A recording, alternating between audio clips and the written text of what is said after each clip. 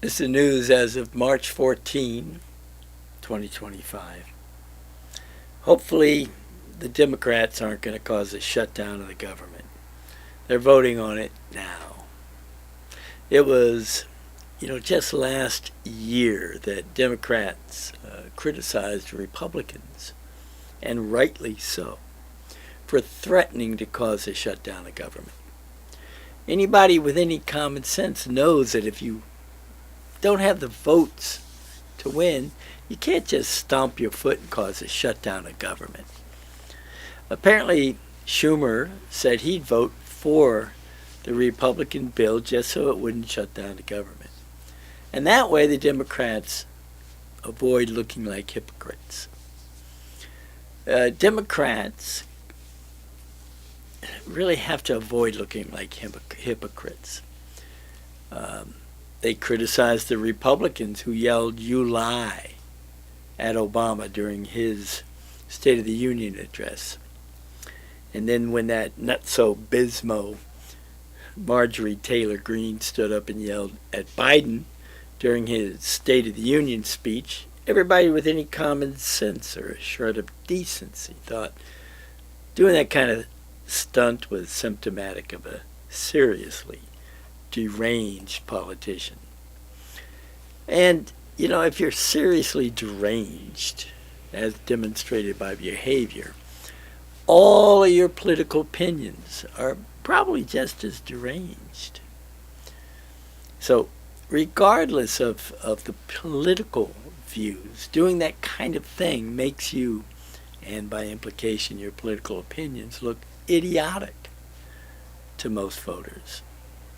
Well, seemingly inexplicably, the Democrats somehow humored Al Green, not the good Al Green. And Al Green got up mumbling something during Trump's address to Congress that nobody could understand, waving his cane at Trump. It made Democrats, and then he wouldn't sit down, he had to be removed. It made Democrats, not just the clown with the cane, but all the Democrats look like hypocrites and idiots. Voters don't believe that believing in your point of view justifies behaving like an idiot or a jerk. And you need to be consistent. Do you believe in shutting down the government if you don't get your way? Or not? Do you believe in shouting during the presidential address to Congress? Or not? Most of us really don't like people who behave like idiots being the ones making decisions for us in Congress. Well, speaking of buffoons, let's see what the chief clown is up to today. Trump could accomplish the negotiating that he claims to be so good at behind the scenes without creating constant chaos every day. We don't really need to know about every threat he makes and about how his negotiating style brings everybody to their knees. He just loves to be a star, to show the world how brilliant he is. I would just love for a day for him to try and go without bragging, without pounding his chest like a imbecilic ape who just clubbed a rabbit. I guess it's part of our days, our time, that when you score a touchdown or sack quarterback, you have to do some silly-ass dance to call attention to how great you are. I know there are lots of people who appreciate that kind of behavior for some reason. Frankly, where I went to school in Hawaii, Trump would get his ass kicked every day after school if he acted like that. So, let's see what undeserved bragging Trump is doing today. He just makes up stuff, by the way, because people don't know the facts. It's a toss-up whether they believe him or not. People that actually know the facts, well, it's like, for instance, did the U.S. give $350 billion to Ukraine and the European Union only give $100 billion? Trump claims so. But who knows? So if you just keep saying it enough and you choose to believe him, well, then it's a persuasive argument. Unfortunately, everybody who knows anything knows it's just not the truth. He just makes it up to justify criticizing the European Union.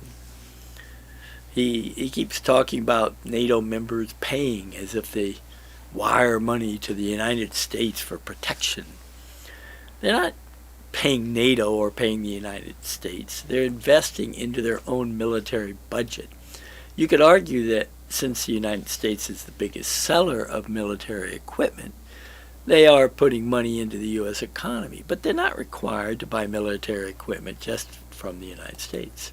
And I can tell you this, when making a choice between who they're going to buy from, they will weigh Trump's insults and choose to buy from other countries' companies.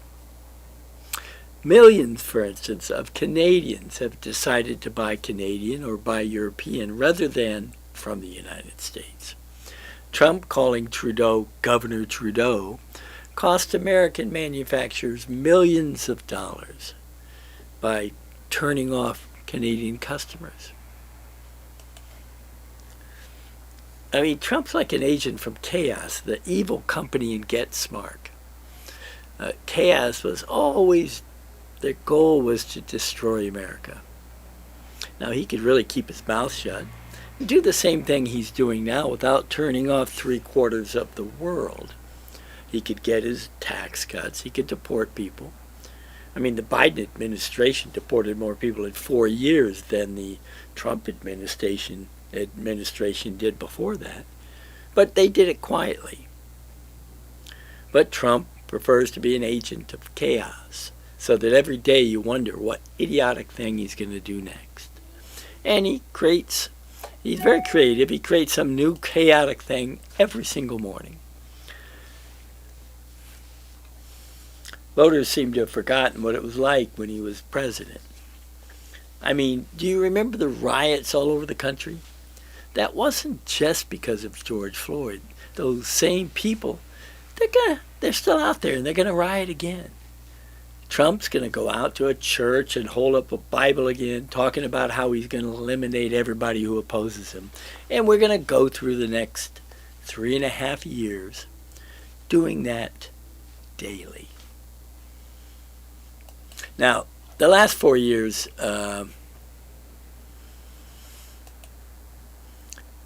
with Biden, they were at least peaceful.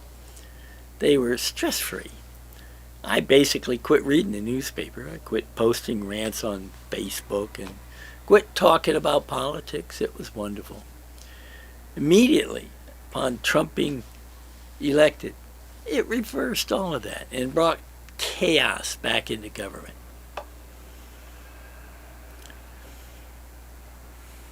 You know, it's not even that I hate his policies that much. I mean, I do, but that's not the biggest problem.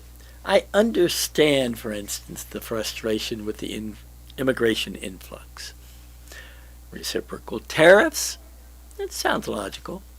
And I'm all in favor of the stock market climbing. I think, for instance, Ukraine has to face the fact that Russia is going to control certain areas. It's Russia versus Ukraine. Ultimately, who's going to win? I even understand Russia's claim that America agreed not to move NATO next to his border. I mean, we did. I understand Israel wanting to slaughter Hamas. I do know the history well.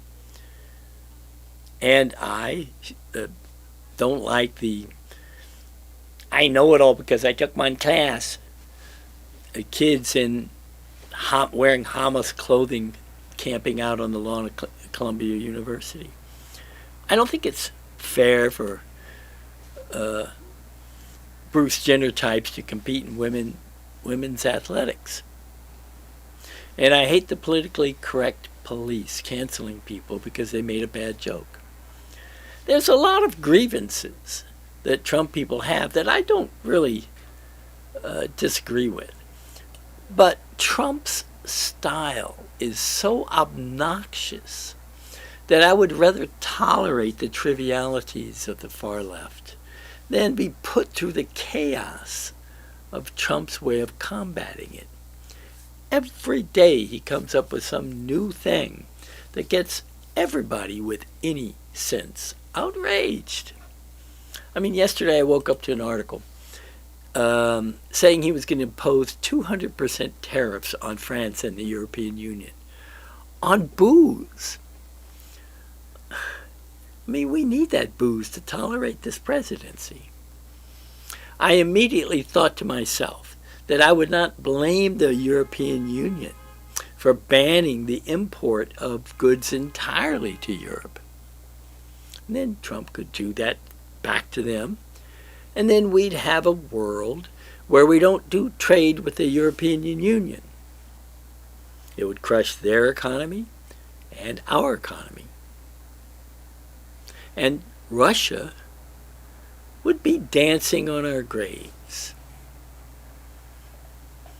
I seriously wonder if Trump has that as his goal.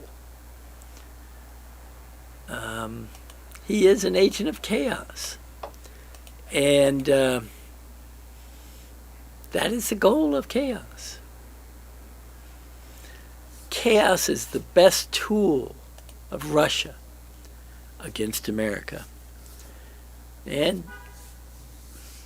maybe Trump has formed a MRGA movement, MRGA movement. Make Russia great again. No. So let's see what goofy things happening today. You know, I scanned the New York Times. They point out that Congress has ceded power to Trump, that funding for things like museums, boys and girls club, colleges, it's all been slashed out of the budget. And ICE, of course, is using an old statute that says if the Secretary of State believes in aliens' activities, could potentially cause serious adverse foreign policy consequences. They can deport the alien, even though they're legally here. So that's how they're trying to deport the Syrian kid from Columbia University, Mahoud Khalil. They're going to have a tough time convincing many of these no-nonsense federal court judges that some kid giving a speech at Columbia protest is a national security threat. Though some judges may be inclined to consider it a political question and abstain from interfering with the administration. I mean, governments haven't even used that statute before, except once back in 1995. But in that case, the guy was here on a temporary visa, while Khalil, he has a green card allowing him to stay in the U.S. permanently. Now, the Trump administration argues that Khalil is aligned with Hamas, which is designated as a terrorist group by the U.S. State Department. But the defense attorneys point out that Trump's merely trying to stifle dissent and protest in favor of Palestinian rights. So it's a question not of immigration law, but a free speech issue. I mean, can you throw somebody out of the country who's legally here just because they advocate on behalf of somebody the administration does not like?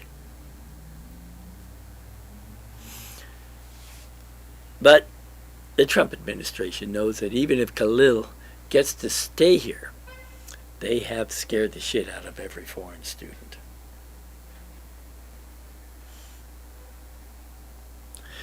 Meanwhile, Lee Zeldin, the new administrator of the EPA, redefined that the purpose of the EPA to say that the purpose is to lower the cost of buying a car, heating a home, and running a business. Apparently thinks he's been appointed to the Department of Commerce. Stock market, which was rapidly going up since Biden took office, has plunged since Trump took office, largely because of the chaos, the unpredictability of the Trump administration, especially with tariffs and the drastic firing of thousands and thousands of federal workers. Of course, Trump calls it a period of transition, that he's rebuilding the country. And I suppose he thinks he's supposed to tear it down before he rebuilds it. And he's accomplishing that. Trump said that discussions with Russia about Ukraine were productive and they're trying to work out a ceasefire. Kremlin spokesman said they're cautiously optimistic. Putin knows a ceasefire would primarily benefit Ukraine, though. And Zelensky said Putin has put so many conditions into the ceasefire that it couldn't really work out. In an ominous development, if you ask me, Germany has decided to make extensive investments into defense, into their military, in response to Trump's pulling back America's security guarantees for Europe. So Trump is responsible for Germany building up its military. That's just what we need, Germany getting all militaristic again. Give them a few beers and they get a little crazy. As the newly elected chancellor proclaimed, Germany is back. Great. Thanks a lot, Trump. In a aside, yesterday I was thinking about this push by Trump to bring manufacturing back to the United States. I don't think young kids these days are really looking forward to working in a factory. Sewing clothes and putting together machinery, working in the coal mines. It's much more efficient to farm that work out to countries with lower paid workers willing to work at any job. That's definitely not this Generation Z in America. You can't get the same worker at a coffee shop for more than a month. If they can't work at home for at least $20 an hour, the job's not good enough for them. These kids are not going to be staffing a whole bunch of manufacturing plants around the country. Unless you're going to pay them like executive workers and let them work 4 days a week and half of that from home. But I was thinking to myself, so why would we want to bring manufacturing back to America? Well, it just coincides with the AI boom. Apple's putting $500 billion into building plants here. So they're optimistic, and they're certainly not dumb. I think they're planning on building plants from the ground up, built to operate and use robots trained on AI. The number of workers they'd need would be a lot less, minimal. And they wouldn't have to pay them.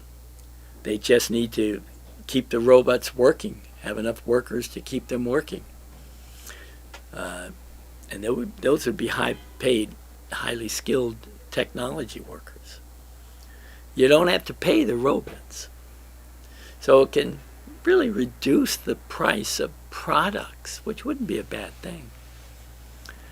It's not going to put people back to work, but it may be productive and result in a higher standard of living for all of us in the long term.